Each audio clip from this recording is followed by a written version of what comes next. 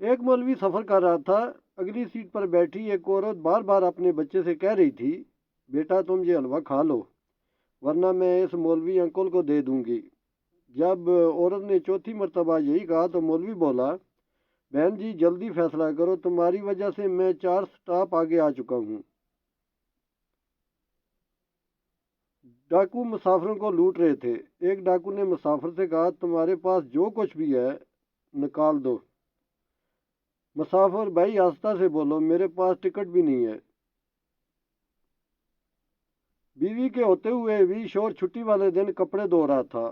پڑوسن کو بہت ترس آیا اور آہستہ سے بولی، دوسری شادی کیوں نہیں کر لیتے؟